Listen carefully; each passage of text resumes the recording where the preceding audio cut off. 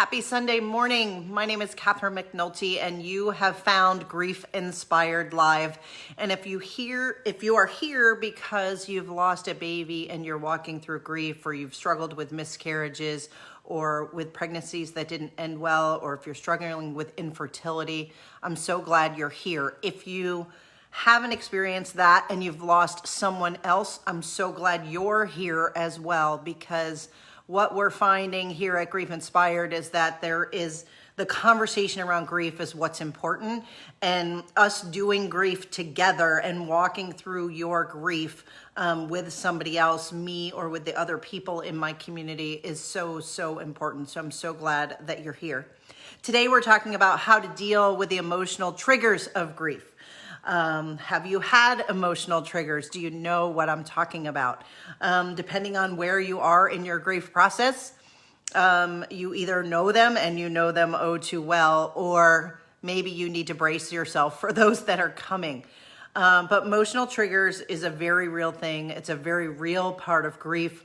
I know personally for myself, I thought that I was literally going crazy, and I didn't know how normal they were. So we are going to break down what emotional triggers are. We're going to talk about two different types of triggers today. We're going to talk about the ones that you know that are coming when you've lost someone and you're coming up on the year anniversary, you're coming up on their birthday, you're coming up on another special event that really makes you think of this person or of your baby or of struggling with infertility.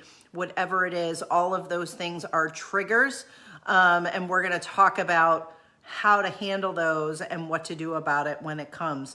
That's the first type of trigger. The second type of trigger is going to be the ones that you don't know coming, the ones that seemingly come out of nowhere, seemingly make you highly emotional, and you're not really sure why. And it sort of hits you in the darndest of places when you're out in public, when you're around other people, and they're terrifying.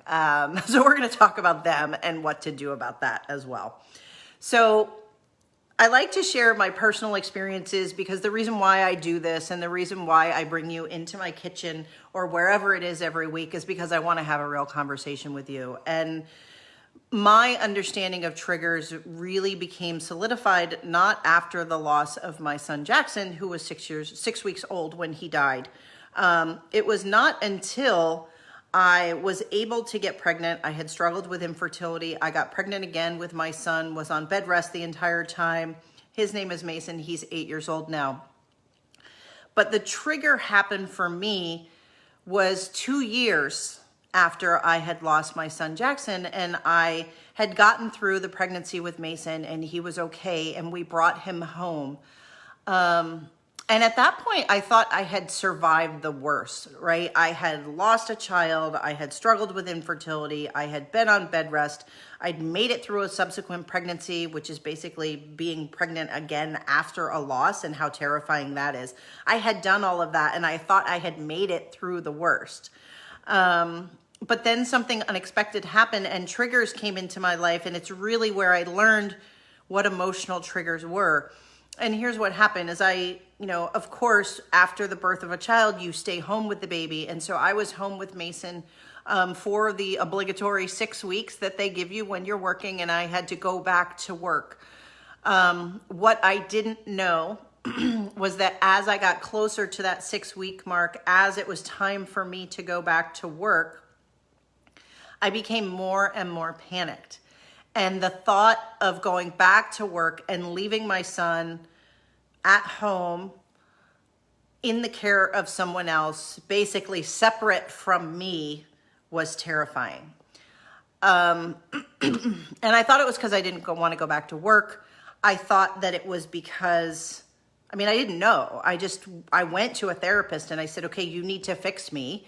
I need to be able to go back to work. And right now, even thinking about going back to work sends me into full blown, I'm talking like dead on panic attacks. And if you've experienced a panic attack, you know what I'm talking about. And what I learned, and a trigger that I've personally had to deal with my entire well, 8 years now, because Mason's almost 8, is really that I was worried about leaving him. I was worried about his safety. I was worried about something happening to him that I would not be there for, that I could not control, that I could not prevent.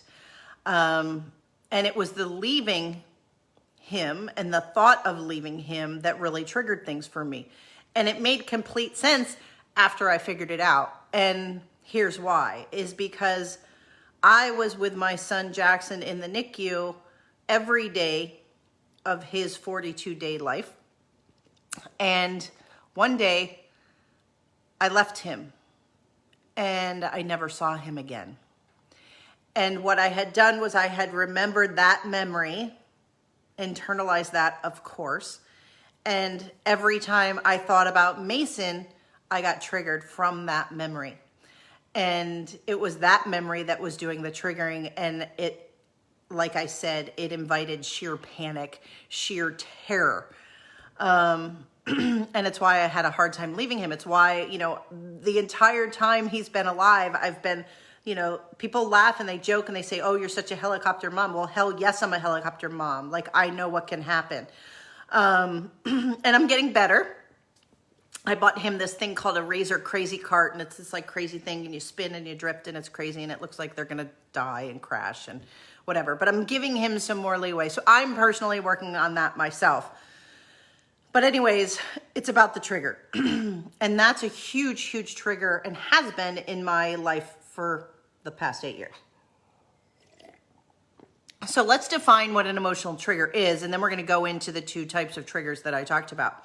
So I went to Healthline, and Healthline says that an emotional trigger is anything, including memories, experiences, or events, that sparks an intense emotional reaction regardless of your current mood.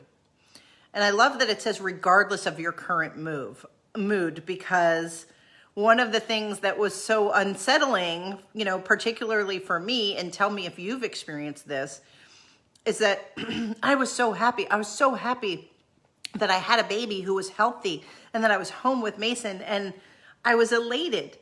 But at the same time, I would get triggered and have this sheer panic and fear, and it was so different than my current mood, right? Than the mood that I was in at that time. So it talks about, being an intense emotional reaction regardless of your current mood. And I think that's really, really key. So we all know grief is hard. And one of the reasons why grieving in general is hard is because we spend so much of our time, so much of our lives essentially on autopilot. We know what to expect. We know what we're comfortable with. We are creatures of habit. We've created the life that we have because we're comfortable in it, right? So we have expectations for what's going to happen in our future. It's predictable. It's expected. It's comfortable. And when we lose someone that we love, someone that we didn't anticipate losing, and honestly, even if you did, it becomes really challenging because grief turns your whole world upside down. And now all the things that were predictable are no longer predictable. The things that were comfortable are no longer comfortable. And all of a sudden your emotions and your thoughts are out of whack and you don't know what the future is going to bring. So it's really the antithesis of the comfortable autopilot generated expected world that we've created for ourselves, the ones that, keeps us feeling stable and grounded and happy. And so it's that turning your world upside down that makes grief so difficult. And it's why I'm so glad that you're here. So before we dive into the first type of trigger, here's the thing. I just want to say, acknowledge that emotional triggers, if you've experienced them or even if you haven't, they are a very real part of the grief process.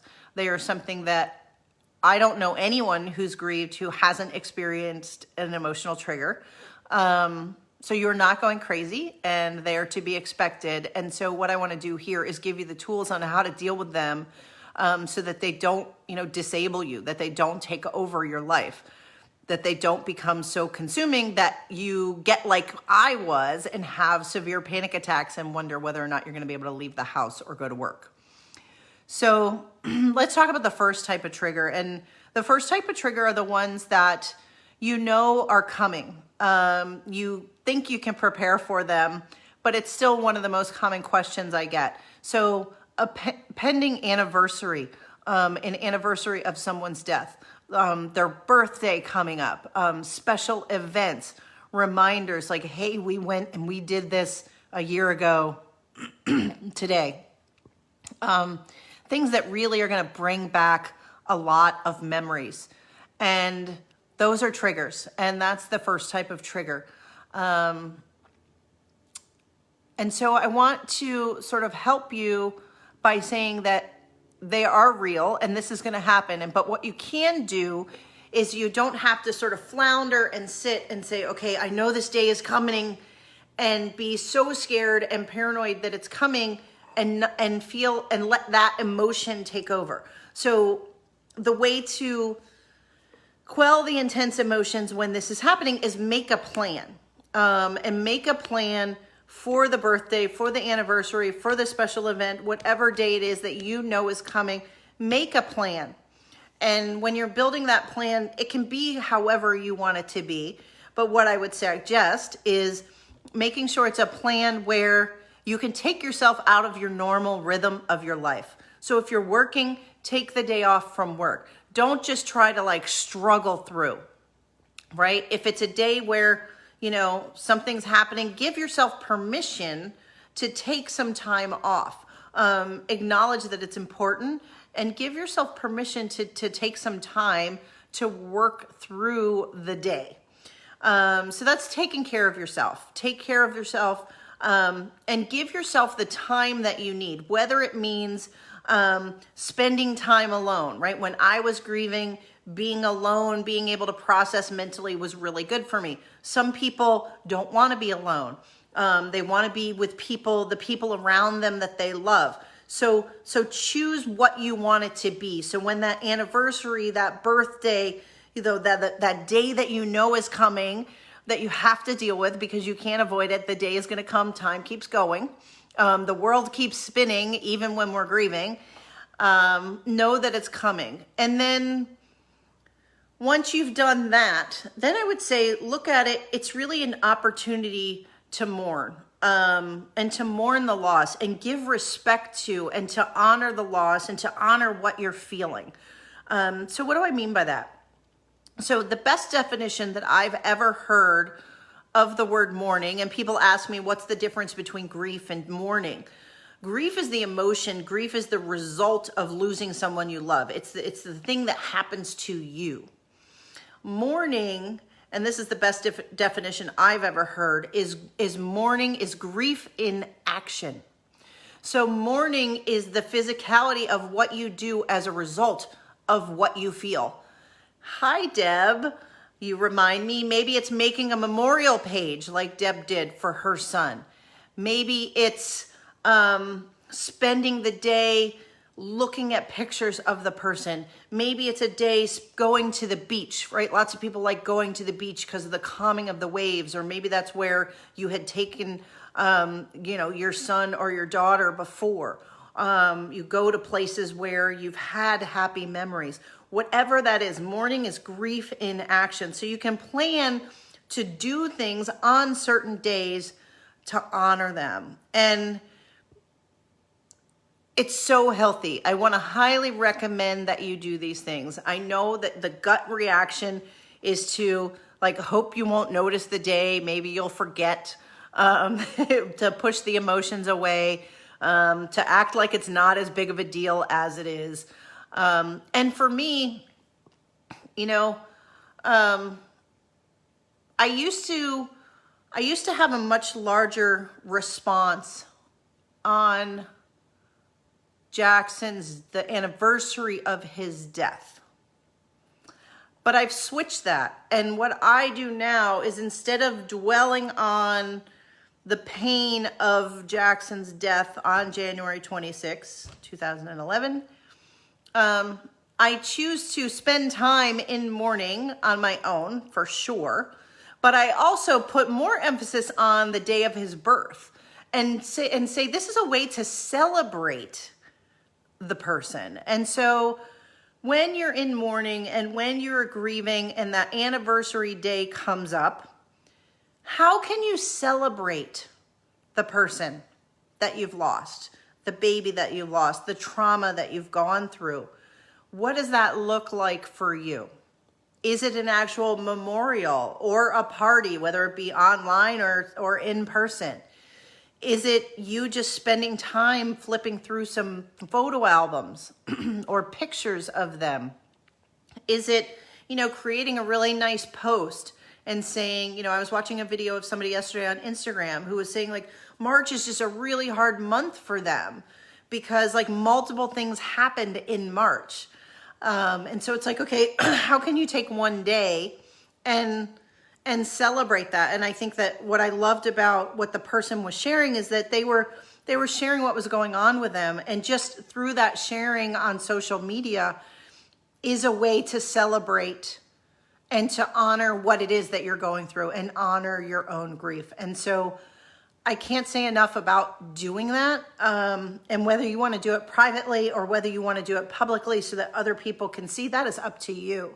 But I think doing that is so, so healthy. And Deb, just like you said, your memorial page is great. And I love the photos that you show because I never met your son, but seeing the memorial page and seeing the things that you post really gives me a sense of, who he was as a person, who he was to you, how special he was, what a great dad he was.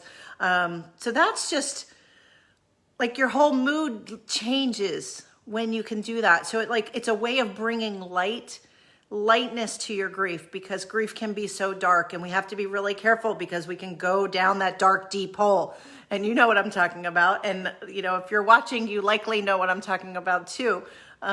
If you happen to be watching this on replay, please give me a hashtag replay. One thing I will say is that what I do with these grief-inspired lives is I'm here live, so that if you want to be here live and interact, I love that. If you're watching this on replay, if you happen to be on YouTube and you're watching it on YouTube, I do upload all of these videos. The lives are on Facebook on my grief-inspired business page, but I always upload them to YouTube so we can catalog, we can search them, we can find them, and really just you can find me and walk with me through your own grief. So let's talk about one thing before I jump into the second type of emotional trigger. Is I've had some people say to me, I have trouble because I'm not really sad and I'm not crying and I feel like I should. I feel like I should be feeling more, but I'm not. And that happens, and I would say that's okay. What I would say is get curious and begin to explore and ask yourself why, right? Because you know that you love the person. So if you're not feeling a lot, is it because your body, your mind, your heart, however you want to look at it, is preventing you from really analyzing the emotions, from really feeling them, from letting them come up? Maybe you're just stuck. And we all get stuck in grief. And part of the reason why I do what I do is to help those of you who get stuck in grief find a place, to find an outlet to get you thinking about it. I do one-on-one coaching with folks. I do, group coaching calls, any of those sorts of things just to keep you moving in your grief. So if you're feeling like you're stuck, I want to encourage you to let me know, to reach out to me, to ping me here.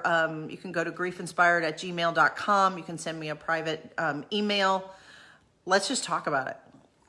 So jumping into the second type of emotional trigger.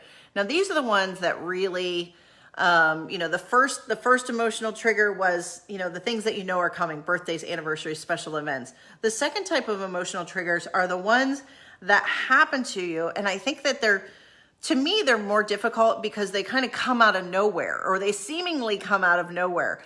And for me, they left me feeling completely out of control. So here's some questions for you. Have you ever been somewhere, maybe out in public or just doing something randomly, and you just start crying for no reason? Has that ever happened to you? How about, have you heard a song and after the first few notes, you instantly burst into tears?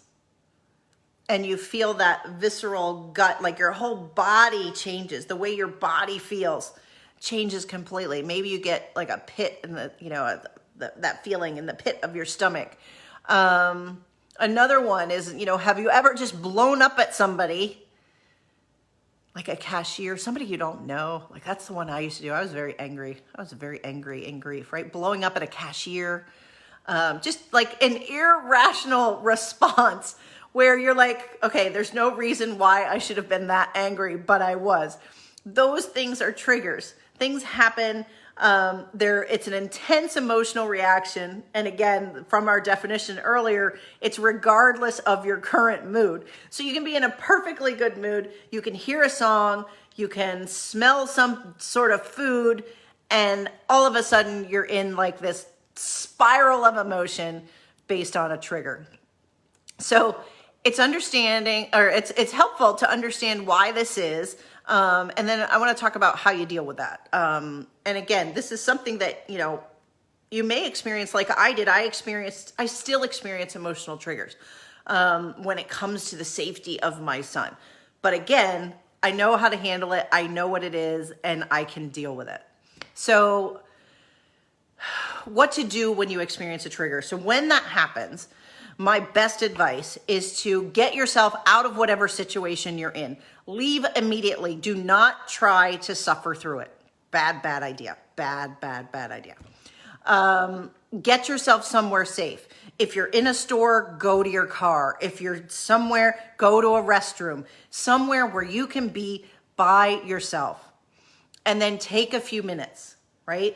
Remind yourself, okay, this is a trigger. Whatever it is you're feeling, whether it be deep sadness, whether it be panic, whether it be intense anger, whatever's happening emotionally, acknowledge, say, this is a trigger, and I'm going to get through this. This is going to pass. I think deep breathing is amazing to change your physiology, to change your physicality, to change yourself emotionally. If you've followed Tony Robbins at all, he's the one who's like, change your body. Change your emotion by changing your body. That's why he jumps up and down on his trampoline, if you've seen that. But even just doing some deep breathing. I like Andrew Weil's 4-7-8 breathing. Will change how you feel. So take time to do that. And then again, you're not going crazy. This is a trigger. This isn't an intense emotional reaction to something that's going on. So now, what generates a trigger? What generates a trigger is that first there is an event. Something happens to you, and it could have been a long time ago. It could have been more recent, but there is an event that happens, and then you add meaning to it. When you add meaning to it and you have an emotional response tied with that, it becomes a permanent and significant memory. So for example, the moment where, this is the one for me, and the one that creates all of my panic. And I'll share this with you now. So if you don't want to hear this, pause the video. Fast forward 30 seconds. I held my son until he passed away. I chose to do that because I wanted to be with him, and I didn't want him to die randomly without me there. I held him. And then eventually, there was a nurse, her name was Ruth, and she was amazing. And she asked me if she could love on him. And I took my baby and I gave him to the nurse. And we left the NICU. Trigger, right? That is my event, right? And I'm sharing this with you now, not to make you cry. So if you're crying, stop crying. I'm okay. What's a big deal? But I'm okay. I've got this. It was an event. It was an event that caused an emotional response. For me, the emotional response is so intense that even when I tell you about it, 10 years later, more than 10 years now, you saw me tear up. I still tear up. It's that significant, and it's that much of a trigger. So triggers typically involve your 5 senses. So when you're in the event, you remember what you saw, what you felt, what you looked like, what it smelled like, wherever you were, right? Everybody has that same memory. Everybody knows, if you were around with 9/11, we all know where we were. We know what we were doing. We know what the environment was like. That's a significant event. It could be when somebody says something. It could be when you see something. It could be when there's a song playing in the background at the event, or the song that reminds you of something. But in any event, that's funny. When the event happens, you have a strong emotional response. So it's the event and the emotional response that creates a memory. And when you have that memory, it's a snapshot in your brain. It's neurobiological. The way Joe Dispenza describes it, as it's like taking a picture, and that's a memory in your brain that is never going to leave. Now, the hard part with a trigger is that when you go back to that memory, something takes you back to that memory. You smell something, you see something, something reminds you of the person you've lost. You go back to that same initial event, and it's emotionally, it's as if you're in that same thing. So when I just shared with you handing my son over, I teared up because I intensely remember that moment. So it's like you're going back, and it's as if emotionally you're in that same moment all over again. And this is a little bit of a side, but one of the things that I do to help myself heal is I actually create those triggers sometimes. So I have a 1.5 minute of video. It's really, really short, of the day that Jack died, because we knew that he was going to die. And typically what they do with babies is we gave him a bath, and we washed him, and we spent some time with him, and we put him in a nice outfit, and we did the whole thing. And every year on the anniversary of his death, I take time and I play that video. And when I watch that video, I am instantly transformed back to that exact moment in time.